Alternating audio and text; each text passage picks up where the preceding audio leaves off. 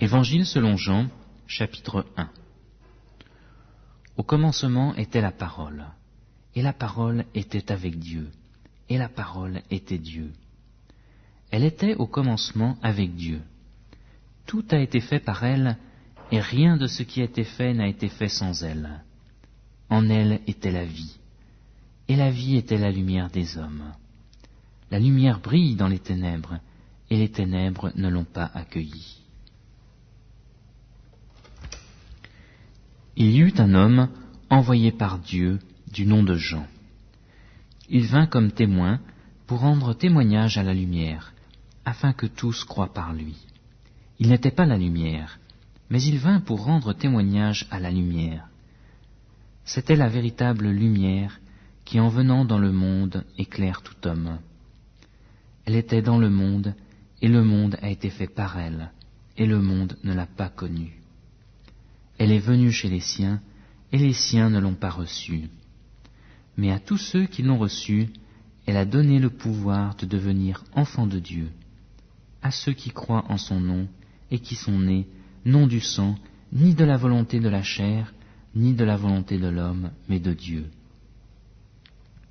La parole a été faite chair, et elle a habité parmi nous, pleine de grâce et de vérité. Et nous avons contemplé sa gloire, une gloire comme celle du Fils unique venu du Père.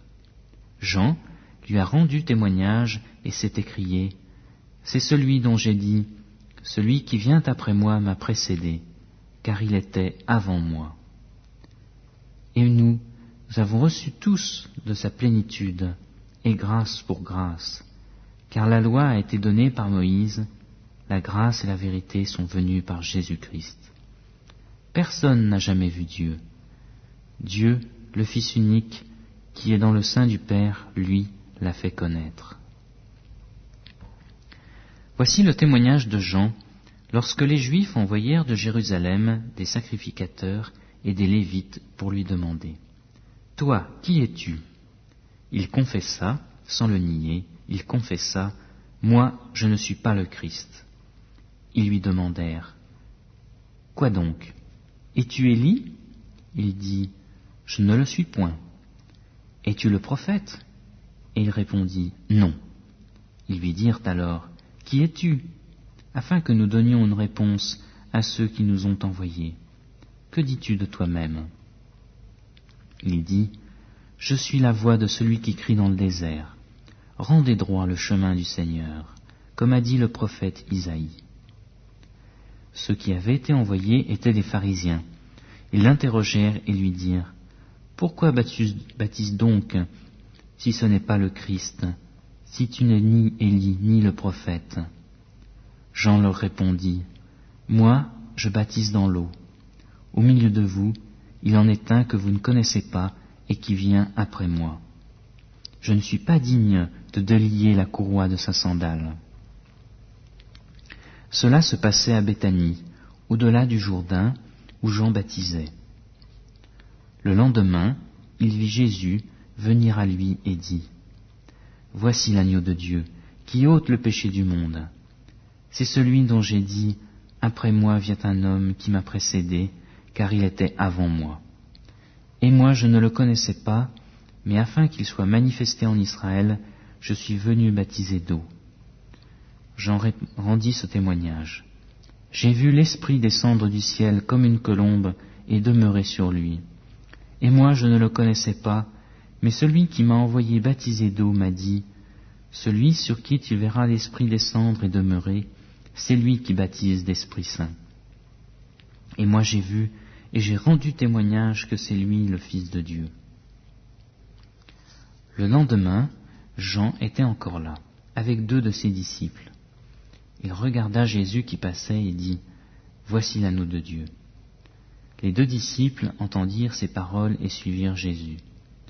Jésus se retourna et vit qu'ils le suivaient, et il leur dit « Que cherchez-vous » Ils lui dirent « Rabbi », ce qui se traduit par « Maître », « Où demeures-tu » Il leur dit « Venez et vous verrez. » Ils allèrent et vit où il demeurait. Ils demeurèrent auprès de lui ce jour-là. C'était environ la 10e heure. André, frère de Simon-Pierre, était l'un des deux qui avaient entendu les paroles de Jean et qui avait suivi Jésus. Il trouva d'abord son propre frère, Simon, et lui dit « Nous avons trouvé le Messie », ce qui se traduit par Christ. Il le conduisit vers Jésus. Jésus le regarda et dit « Tu es Simon, fils de Jonas. Tu seras appelé Céphas », ce qui se traduit par Pierre. Le lendemain, il voulut se rendre en Galilée et il trouva Philippe. Jésus lui dit « Suis-moi ». Philippe était aussi de Bethsaïda, la ville d'André et de Pierre. Philippe trouva Nathanaël et lui dit « Nous avons trouvé celui dont il est parlé dans la loi de Moïse et dans les prophètes, Jésus de Nazareth, fils de Joseph. » Nathanaël lui dit « Peut-il venir de Nazareth quelque chose de bon ?» Philippe lui dit « Viens et vois. » Jésus vit venir à lui Nathanaël et dit de lui « Voici vraiment un Israélite dans lequel il n'y a pas de fraude. » Nathanaël lui dit « D'où me connais-tu » Jésus lui répondit « Avant que Philippe t'ait appelé, quand tu étais sous le figuier, je t'avais vu. » Nathanaël reprit « Rabbi, toi tu es le Fils de Dieu, toi tu es le roi d'Israël. » Jésus lui répondit « Parce que je t'ai dit que je t'avais vu sous le figuier, tu crois. Tu verras de plus grandes choses encore que celles-ci. En vérité, je vous le dis, vous verrez le ciel ouvert et les anges de Dieu monter et descendre sur le Fils de l'homme. »